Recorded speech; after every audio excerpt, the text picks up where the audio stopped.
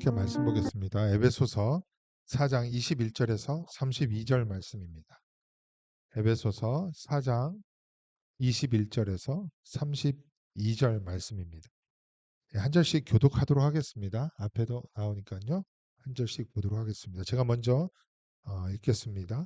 진리가 예수 안에 있는 것 같이 너희가 참으로 그에게서 듣고 또한 그 안에서 가르침을 받았을진데 너희는 유혹의 욕심을 따라 썩어져가는 구습을 따르는 옛사람을 벗어버리고 오직 너희의 심령이 새롭게 되어 하나님을 따라 의와 진리의 거룩함으로 지으심을 받은 새 사람을 입으라. 그런즉 거짓을 버리고 각각 그 이웃과 더불어 참된 것을 말하라. 이는 우리가 서로 지체가 됨이라. 분을 내어도 죄를 짓지 말며 해가 지도록 분을 품지 말고 마귀에게 틈을 주지 말라. 도둑질하는 자는 다시 도둑질하지 말고 돌이켜 가난한 자에게 구제할 수 있도록 자기 손으로 수고하여 선한 일을 하라. 무릇 더러운 말은 너희 입 밖에도 내지 말고 오직 덕을 세우는데 소용되는 말로 소용되는 대로 선한 말을 하여 듣는 자들에게 은혜를 끼치게 하라. 하나님의 성령을 근심하게 하지 말라. 그 안에서 너희가 구원의 날까지 인치심을 받았느니라. 너희는 모든 악독과 노함과 분냄과 떠드는 것과 비방하는 것을 모든 악의와 함께 버리고 서로 친절하게 하며 불쌍히 여기며 서로 용납 하나님이 너희를 용서하신 같이 하라. 예. 오늘 25절부터 말씀을 보려고 했는데 지난주에 21절에서 24절까지는 너무 빨리 지나갔고 또 계속해서 말씀이 연결이 되어서 잠깐 복습을 드리고 25절로 넘어가도록 하겠습니다. 주님이 머리 되신 교회는 그 몸을 구성하는 자체가 마디마디로 연결이 되어서 주님께서 교회를 성장시키십니다. 그러나 지체들 역시 주님의 사랑 안에서 스스로 만들어 가야 한다고 했죠. 이게 16절 말씀이에요. 그것이 우리가 직접 세워가야 한다는 의미입니다. 그러니까 주님께서 100% 역사하셔서 교회를 세우시지만 하나님의 섭리는 하나님의 형상대로 부르심을 받은 우리가 하나님의 형상이 회복되어서 교회를 직접 세우기도 한다. 100% 자발적이고 능동적인 성도들의 섬김과 헌신으로 교회를 세워가는 것이기도 합니다. 이것이 모든 그리스도인들의 삶이에요. 그래서 우리 그리스도인들은 자기가 속한 교회가 잘 세워지지 아니하면 나의 삶조차도 어렵게 되는 경우가 많은 것입니다. 이게 교회와 성도와의 관계라고 할 수 있습니다.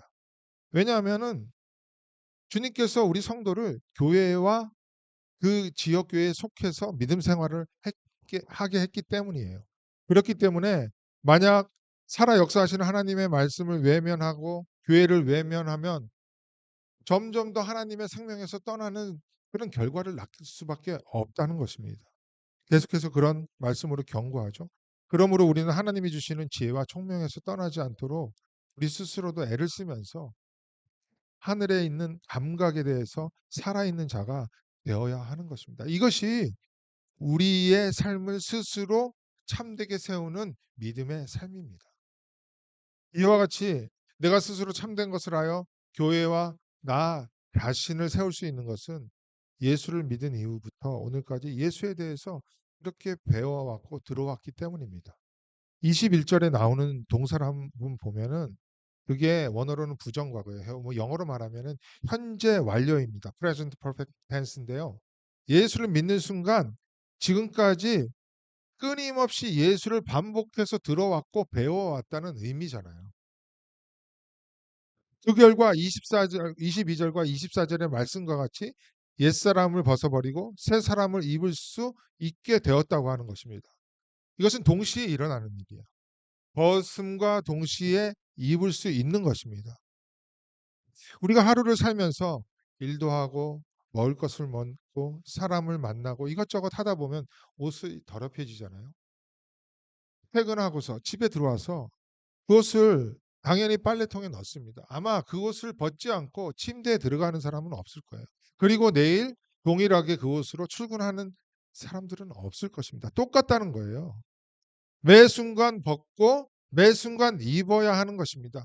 그래서 입고 벗고를 보면은 그냥 과거에 끝나는 것이 아니라 계속되는 반복의 동작입니다. 그리고 미래에도 계속해서 벗고 입어야 하는 거예요. 그렇다면 우리가 벗어야 하는 옛사람 그리고 입어야 하는 새사람이 무엇인지를 정리해 드리도록 하겠습니다. 먼저 옛사람입니다. 함께 에베소서 4장 22절을 한번 읽어 볼까요? 예. 시작. 너희는 유혹의 욕심을 따라 썩어져가는 구습을 따르는 옛사람을 벗어버리고 또한 입어야 하는 새사람은요. 24절에 나와 있어요. 제가 읽어 드릴게요. 하나님을 따라 의와 진리의 거룩함으로 지으심을 받은 새 사람을 입어야 한다는 것입니다. 이 과정에서 우리는 안에 아주 역동적인 일이 일어나게 되는데 그건 23절이에요. 오직 너희의 심령이 새롭게 되어 이 새롭게 된다는 말은 영어로 renew입니다. 다시 새롭게 되는 거예요. 다시 새롭게 되라는 것은 더러워질 수밖에 없는 우리의 실존을 염두하고 있는 말이에요.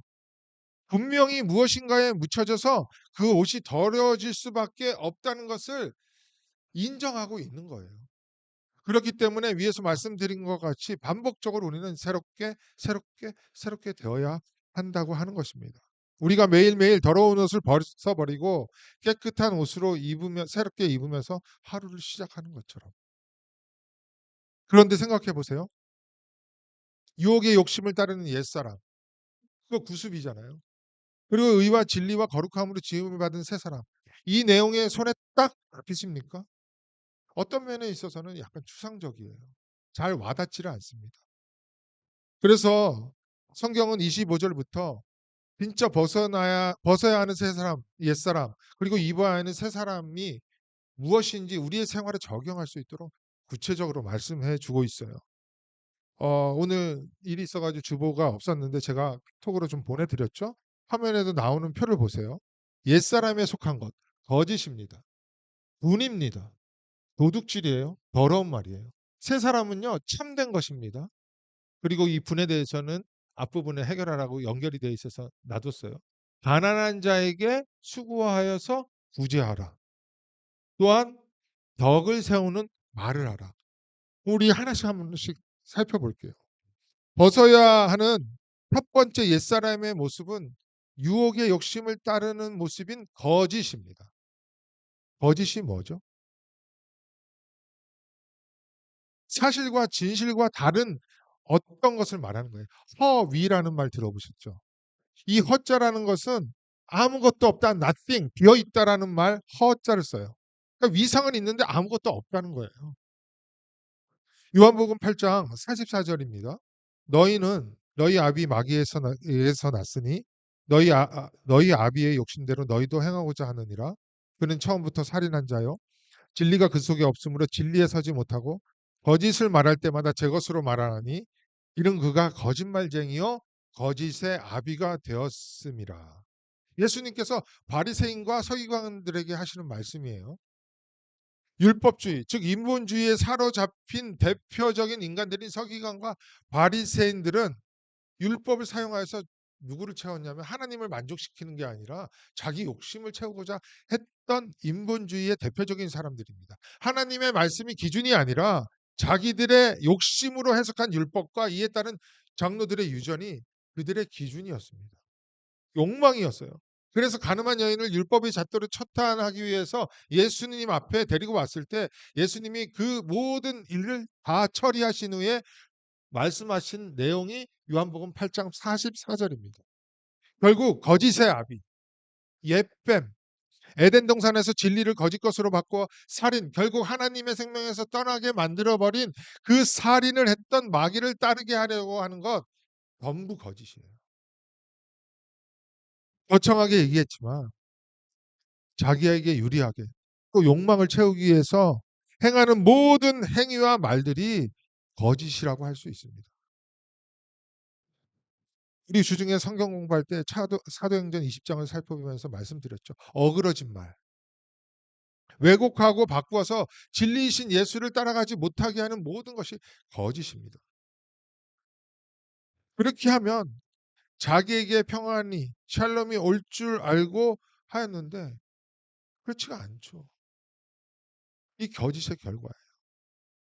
그렇기 때문에 이러한 거짓을 버리고 이웃과 더불어 참된 것을 말하라고 합니다.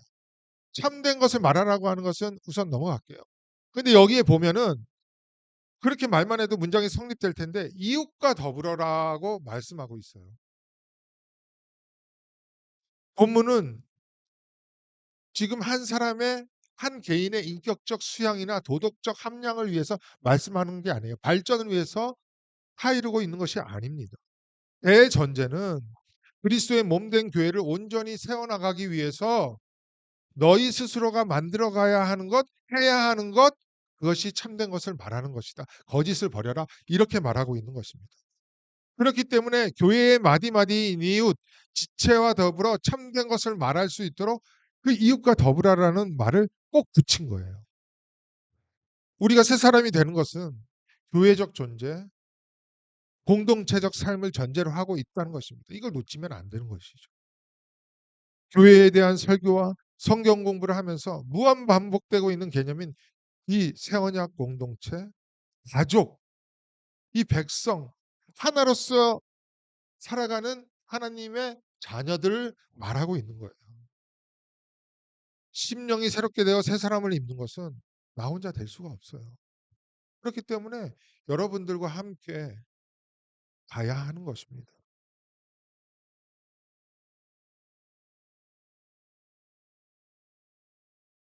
26절부터는 참과 거짓에 대해서 더욱더 구체적으로 말씀하고 있죠. 26절 한번 볼까요?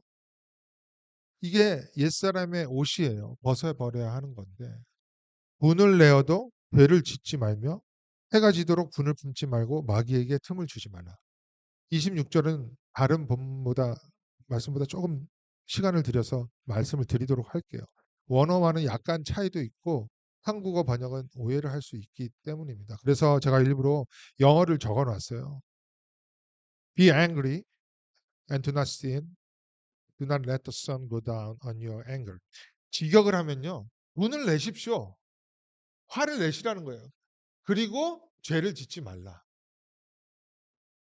너의 분노가 해를 지게 하지 말라. 원어도 동일합니다. 근데 이상하지 않습니까? 우리는 실제로 분을 내면서도 성경에 이렇게 쓰고 있어야지 있으니까 석연치가 않은 거예요. 그러나 26절 앞에 be angry, 분을 내세요라고 할 때 이 분화는요. 원어상으로 굳이 말하자면 거룩한 분노입니다. 그러한 단어를 써요. 의로운 분노. 지난주 설교에도 언급했던 마가복음 3장 5절 기억나시나요? 마가복음 3장 5절에 그들의 마음이 완악함을 탄식하사 노하심으로 그들을 둘러보시고 누가 노하셨다는 거예요? 예수 그리스도가 노하신 거예요. 진리신 예수 그리스도와 그분이 하시는 사역에 마음이 닫혀져서 완악해져 있는 그들을 향한 주님의 반응이 노하심입니다. 하나님의 의로우심에 반하는 모든 인간들의 행위에 대한 하나님의 반응을 우리가 진노라고 하잖아요. 분노입니다. 이것도. 우리 학생부가 여름에 로마서를 배울 때 이 내용을 정확히 배웠어요. 그 내용이 로마서 1장 18절에 있는데 한번 같이 읽어볼까요? 로마서 1장 18절입니다. 시작.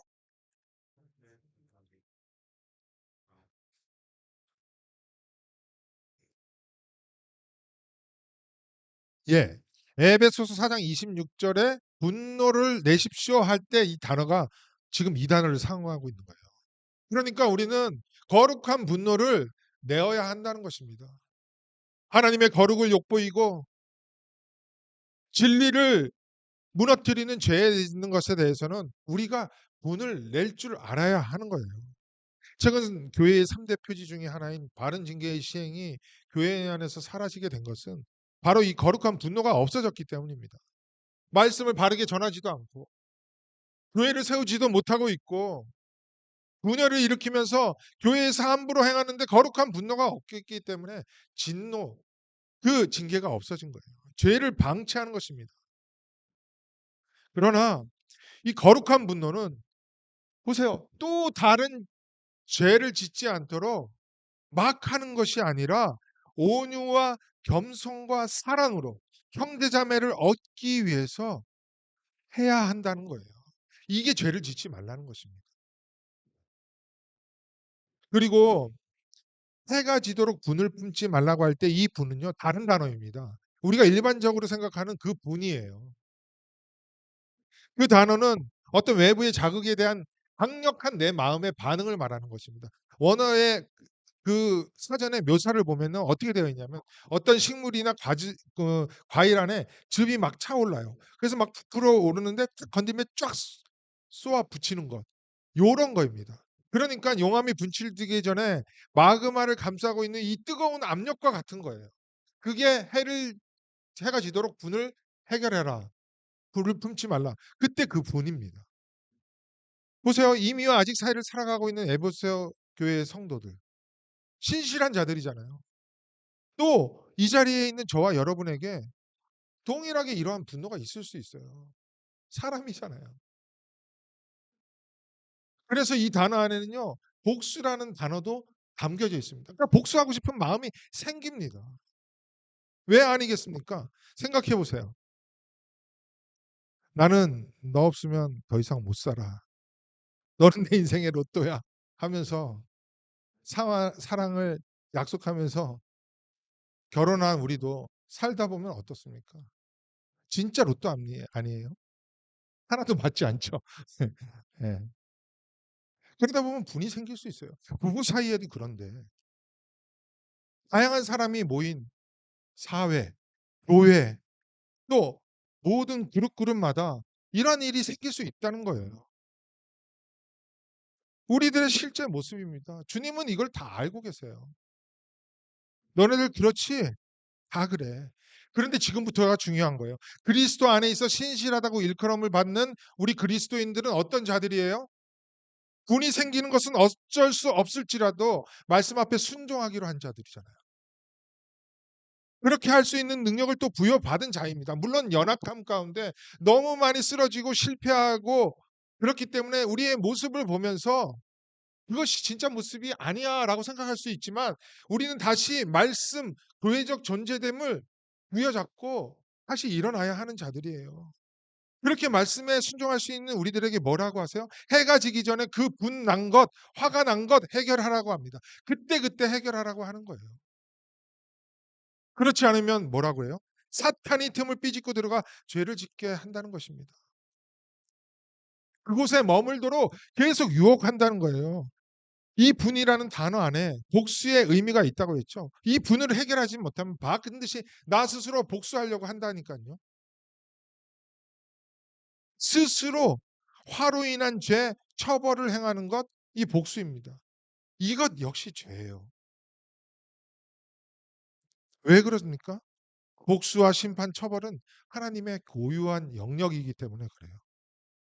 로마서 12장 19절 보세요. 내 사랑하는 자들아 너희가 친히 원수를 갚지 말라.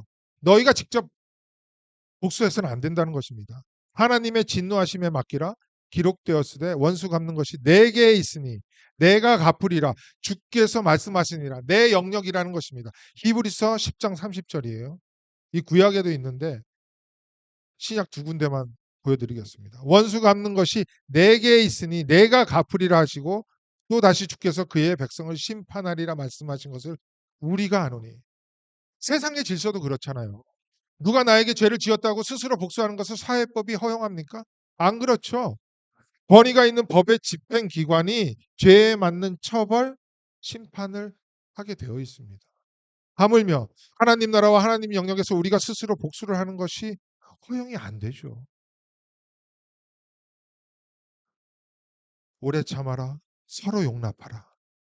그리고 오늘 본문 에베소서 4장 32절에서 말씀하고 있습니다. 우리 다 같이 읽어볼까요? 시작. 서로 친절하게 하며 불쌍히 여기며 서로 용서하기를 하나님이 그리스도 안에서 너희를 용서하신 같이 하라. 여러분 그때그때 분을 해결하지 못하고 화를 계속 다지고 있다 보면 마귀가 그 틈을 이용해서 죄를 짓게 하는 겁니다. 그리고 옛사람을 벗어내지 못하게 하고 정과 흠을 묻히고 살아가게 하는 거예요. 위에 신부된 우리가 점과 흠으로 더러워진 옷을 계속해서 입고 어떻게 우리 신랑 되신 주님 앞에 설 수 있겠습니까? 그것은 정결한 신부의 모습이 아니잖아요. 이게 거짓된 모습입니다. 우리 신랑 되신 주님을 욕보이는 거예요. 주 안에서 하나 된 여러분, 여기에 계시는 여러분은 특별히 이민자로서 또 1.5세로서 1.5세가 겪어야 하는 많은 어려움이 있어요. 저를 제외하고. 그리고 여러분들이 사회에 자리를 잡을 때는 얼마나 사회가 어려웠습니까? 또한 지금 현재 생활을 하다 보면은 참 많은 것들이 내 마음에 들지도 않는 일들이 많잖아요. 그러다 보니까 화가 있을 수 있어요. 분이 생길 수 있습니다. 그러나 오늘 말씀처럼 그 분을 화를 해결하지 못해서 나를 주장하도록 하면 안 된다는 거예요. 죄에 빠지지 않도록 해야 합니다. 먼저 참된 말씀의 은혜를 받도록 주님의 임재 앞에 잠잠하며 그 말씀에 순종하고 교회와 가정과 사회 등 생활 가운데 생긴 이 앵거를 반드시 해결하기를 바랍니다. 그리고 하나님에 대한 그런 도전은요, 의로운 분노로 대적을 하십시오. 그러나 죄를 범치 마세요. 두려워하거나 피하지 말고 겸손함과 온유와 오래 참음과 서로 용납하는 마음으로 서로에게 다가가서 성령이 평안에 매는 줄로 하나 되게 하신 것을 힘써 지키면서 우리 주님의 몸된 교회를 함께 세워나가는 성숙한 그리스도 반석교회의 모든 성도님들이 되시기를 바랍니다. 우리의 거짓된 모습 중 하나가 또한 도둑질하는 거예요. 이 도둑질이 뭐예요? 나에게 속하지 않은 것을 마치 나의 것으로 여기고 마음대로 사용하는 것입니다. 그것이 물건일 수도 있고요. 돈일 수도 있고 지금은 시간이 많이 들어간 지적 재산권일 수도 있어요. 성경 공부 시간에 말씀드린 적이 있었던 것 같은데 당시 사회는요. 절대대수가 가난했습니다. 그래서 너무나 가난하다 보니까 그냥 옆에 있는 물건 내 것처럼 슬쩍 들어가고 가기도 하고 내 것처럼 사용하기도 했습니다. 이것이 너무 만연하다 보니 그냥 또 어떤 때는 많이 넘어갔어요. 그래서 문화가 되었다고 합니다. 우리가 사는 이 시대에 적용해 보면 거짓으로 세금을 보고하는 것입니다. 단적인 예를 들어 볼게요. 내가 사업을 하는데 아내가 사업장에서 일하지도 않습니다. 나와 보지도 않아요. 전적으로 다른 일을 하든지 가정주부예요. 그런데 직원처럼 채용해 놓고 월급을 빼나가고 회사는 비용 처리를 해요. 왜 그렇게 하냐고. 그러면 안 되는 거 아니냐고. 다 그렇게 한대요. 이게 문화가 된 거예요. 교회 안에서도 문화가 된 겁니다. 사회부장 제도를 악용하여서 해당 사항이 되지 않음에도 불구하고 명의나 신분을 도용하여서 재물과 서비스를 피하는 것, 이게 다 도둑질에 해당하는 거예요. 하나님이 우리에게 허락한 시간을 잘 활용하여 자기의 손으로 열심히 수고하여 자기도 열심히 살아갈 뿐만 아니라 필요하다면 가난한 자에게까지 구제까지 하여 하나님의 나라를 보여주어야 하는 것이 우리의 삶이라는 것입니다. 그렇게 시간을 활용해야 하는데 그 시간조차도 나의 향락만을 위해서 사는 것도 도둑질하는 거예요. 이 시대의 교회 안에 있는 성도들에게 저에게도요 전부 해당할 수 있는 말입니다. 굉장히 많은 분야가 도둑질일 수 있다는 거예요. 그런데 이것을 벗어야 한다는 것입니다. 도둑질은 우리가 생각하는 것보다 너무나 많은 분야에서 일어나고 있기 때문에 우리는 경계를 하고 옛사람의 옷을 입지 않도록 애를 써야 하는 것입니다. 또한 28절 중간에 나오는 구제에 대해 잠깐 말씀을 드려볼게요. 여러분 계속해서 말씀드리죠. 초대교회가 생길 때 교회가 대표적으로 보여주는 하나님 나라가 두 가지가 있었다고 그랬죠. 말씀의 충만. 그래서 하나님의 말씀으로 교회가 다스림을 받는 것. 또한 하나님 나라를 피부로 느낄 수 있는 구제가 일어났다고 했습니다. 구제로 인하여서 교회 안은 가난한 사람이 없어졌다고 했죠. 이게 하나님 나라예요. 이와 같은 가난한 자들에게 구제를 하기 위해서 28절 하반절에서 어떻게 해야 한다고 해요? 자기의 손으로 수고하여 한다. 이렇게 하고 있습니다. 수고한다는 말은 정말 열심히 일해서 피곤하고 기력이 없을 정도로 지치는 것을 말해요. 그러니까 우리는 그렇게 열심히 일해서 나만을 나만 먹고 잘 살고 잘 살기 위한 것이 아니라 이 땅에 하나님 나라가 이루어지는 것을 보여주기 위해 구대에도 힘을 써야 한다는 말인 것입니다. 그게 자기의 손으로 수고하여 하나님 나라를 보여주어야 하는 삶, 이게 우리의 삶인 거예요. 이곳에 계시는 모든 분들이 세상에서 열심히 일하는 것으로 인하여서 하나님 나라가 드러나는 일들이 정말 많아지기를 바랍니다. 돈 많이 버시고 나의 배만을 채운 것이 아니라 하나님 나라를 위해서 우리는 일하며 살아가야 하는 것을 잊지 않고 선한 일을 위해 수고하시는 우리 모두가 되기를 주님의 이름으로 기도드립니다. 마지막으로 우리가 살펴보아야 하는 벗어버릴 옛 모습은 더러운 말은 입 밖에도 내지 말아야 돼요. 29절 말씀이에요. 무릇 더러운 말은 너희 입 밖에도 내지 말고 오직 덕을 세우는데 소용이 되는 선한 말을 하여 듣는 자들에게 은혜를 끼치게 하라. 그리고 머지않은 31절에서 또 이렇게 말씀하고 있어요. 너희는 모든 악독과 노함과 분냉과 떠드는 것과 비방하는 것을 모든 악의와 함께 버리고, 이것뿐만 아니죠. 성경에서는 정말 많은 곳에 이 말 언어라는 것, 언어에 대해서 권면을 하고 있어요. 잠언 10장 19절에서 말이 많으면 허물을 면하기 어려우나 그 입술을 제어하는 자는 지혜가 있다고 할 정도로 말에 의한 실수나 죄를 지적하고 있는 거예요. 이 말이라는 것이 어떤 것에 대한 나의 생각과 대처 방식이 전부 담겨져 있잖아요. 말은 자기 안에 있는 것들이 모두 표출되는 창구이기도 합니다. 그래서 그 사람이 말하는 것을 들어보면요. 그 사람의 심리 상태, 태도, 앞으로 어떻게 하겠구나까지 다 미루어 짐작할 수가 있어요. 그래서 상담이나 정신 분석을 할 때 언어, 말이 중심이 되기도 합니다. 이러한 말 언어라는 것은 모든 피조물 중에서도 유일하게 인간에게 주어진 하나님의 특별한 형상입니다.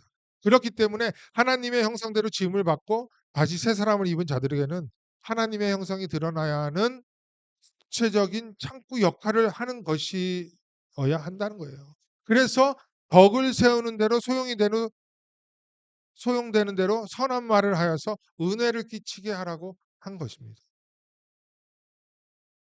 여러분, 여기에서 말씀하고 있는 덕을 세우는데 선한 말을 하라, 이 말은요, 상대방이 듣기에 좋은 말만을 하십시오, 이것이 아니에요. 덕을 세운다고 할 때 또 그 위에서 16절에서 교회를 세우고 이 단어와 똑같은데요. 내가 스스로 교회적 존재로 살아가도록 돕는 말을 하여 세움을 받도록 필요한 말을 하라, 이 말입니다. 그게 선한 말이에요. 결국 은혜 가운데 있도록 해야 한다는 것입니다. 그것이 은혜를 끼치는 것이죠. 그래서 좋은, 행망, 바르게 함, 의료 교육하는 말이 당장 듣기에는 불편해도 덕을 세우는데 소용이 있는 말이라는 것입니다. 우리의 모임, 교회는 서로에게 덕을 세우는 말을 하므로 함께 세워져 가는 존재이어야 합니다. 보세요. 지금 세네 가지 정도를 살펴보았는데 전부 개인적인 것들이 아니에요. 계속해서 강조하고 있듯이 함께하고 있는 형제 자매와 관련된 일입니다. 저와 여러분 한 사람 한 사람의 존재는 나만을 위한 것이 아니라 나의 존재는 교회를 위한 것이고 교회를 세우는데 소용이 되는 대로 나의 입술의 모든 말과 묵상과 찬양들이 다 입을 통해서 하는 말이잖아요. 그것이 교회의 머리 대신 주님께 연락되는 그런 믿음의 삶, 예배하는 삶이어야 한다는 거예요. 이것을 조금 어려운 말로 건덕이라고 해요. 세운다, 덕을 세운다라고 하는 것입니다. 설교 중에 말씀드렸듯이 우리가 그렇게 살아갈 수 있는 힘과 능력을 이미 주셨다는 것을 잊지 마시기를 바랍니다. 너무 자주 실패하는 나의 옛 모습을 기억하면서 담대하게 나아가는 것을 주저하지 마시고 오늘 내 안에 살아있는 그 말씀으로 주님의 사랑 안에서 스스로를 세워가는 우리 모든 그리스도 반석교회의 성도님들이 되시기를 주님의 이름으로 축원드립니다.